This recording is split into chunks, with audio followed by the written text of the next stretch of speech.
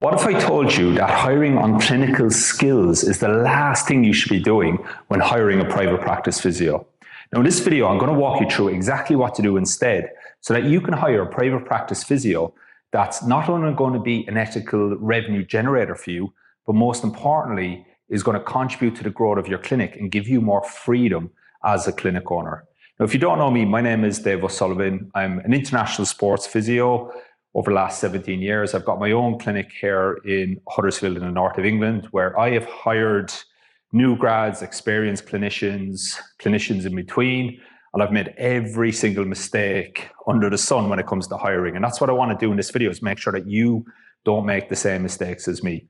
And I've also mentored over 1,500 therapists in over 40 countries all over the world to help them become the go-to physio in their town.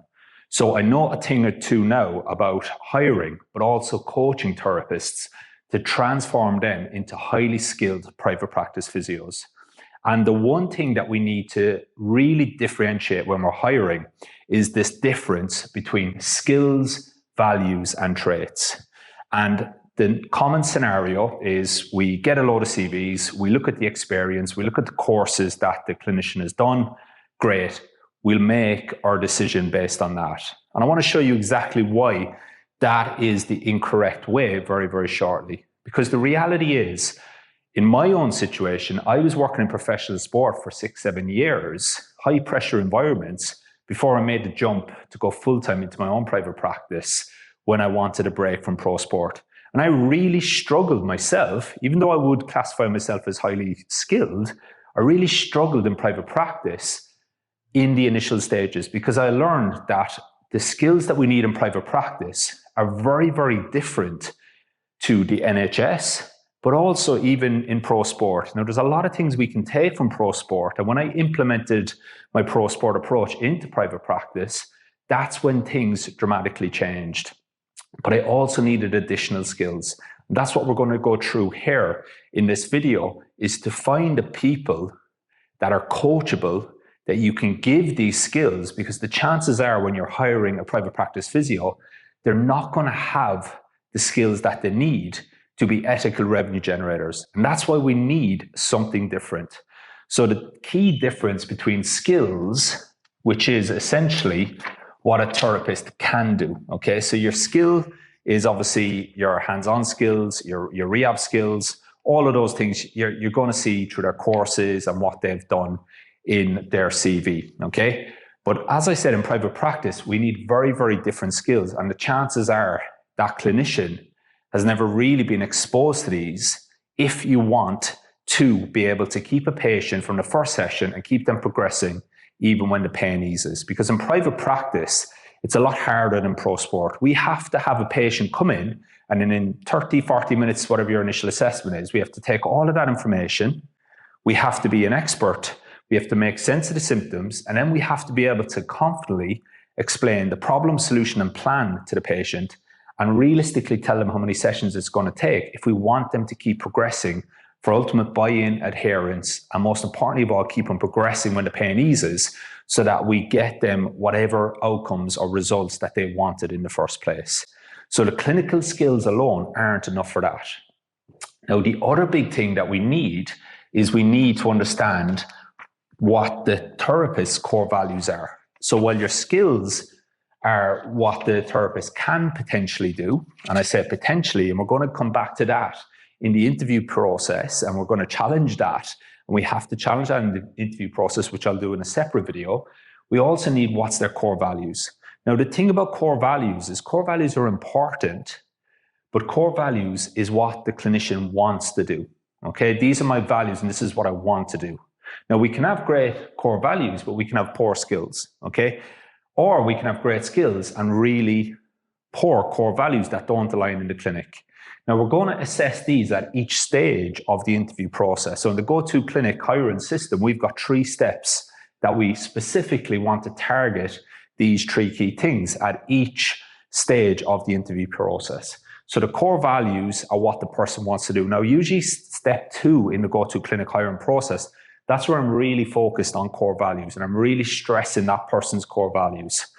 But the most important thing of all that we need to establish when we hire a private practice physio, and I would also say this as well for your admin or your front of house team, is the traits. So the traits is what the clinician will do. And that's the most important thing that we need to prioritize. So to recap quickly, skills is what a person can potentially do.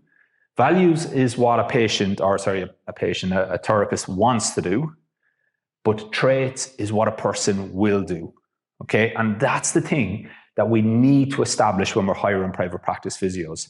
The most important thing that we need to establish during the 3-step go-to-clinic hiring system that I take therapists through in our go-to-clinic mentorship is really diving deep and understanding what that person's traits are. Now, that isn't easy in one interview process where you meet the person for 30 minutes, an hour, and you make them an offer. It's pretty much impossible to distinguish their skills, their values, and their traits. And that's why we need that 3-step hiring system, which I'll cover in a separate video. But the key thing we want to do in our interview process is we want to extract and understand what is this person's traits? What will they do? So that then begs the question, how do we do that? And as always, we ask higher quality questions. Just like in the subjective assessment, if you want to know what the patient truly values and you want the patient to actually design the treatment plan for you, you ask higher quality questions in your subjective assessment. We do the same thing in our interview process. We ask higher quality questions. So rather than just asking run-of-the-mill questions in your interview process, what do we ask? We ask a question by starting, tell me about a time when, okay? Tell me about a time when a patient needed more sessions than they were expecting.